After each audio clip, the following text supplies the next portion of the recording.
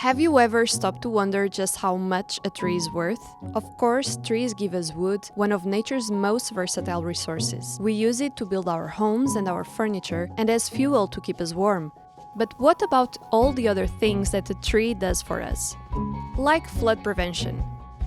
Trees help water infiltrate the soil rather than flooding our houses.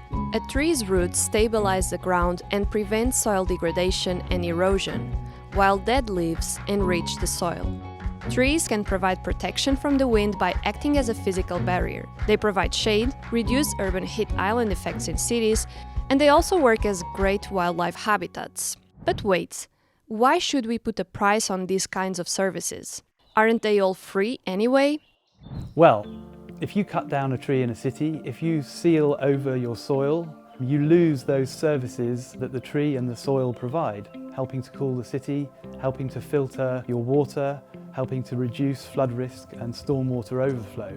And you're going to have to pay for those services some other way. So if you're not cooling your city, you're going to have to use air conditioning, for example. It's actually much better to use trees. And the thing is, we take lots of these natural ecosystem services for granted. And when we do that, we tend to overexploit them. And we tend to think that they are an infinite resource, but they're not. In the EU, we are currently losing and eroding around 1 billion tonnes of soil every year. We are polluting our air to the extent that we are making air unfit to breathe, which is causing around 180,000 premature deaths a year. We are losing species at an alarming rate, but we are losing entire species and entire habitats completely. So we are talking about extinctions within the European Union. Around 80% of our habitats are now in a bad state, and around half of protected species are now in a bad or poor state. So this is pretty serious. And how do you replace the work of a pollinator? First of all, nature loss is very bad news for business. Food, fibers, and building materials are all products of nature. And it's these natural resources, as well as a stable environment, that businesses depend on. Without them, their supply chains and sources of finance cannot be guaranteed. Over half of global GDP depends on nature, especially sectors like construction, agriculture, and fisheries. If we were to invest in ecosystem restoration, regenerative agriculture, sustainable supply chains, or simply anything like this that boosts nature, we would create billions of business opportunities and millions of jobs. So, how do you value nature then?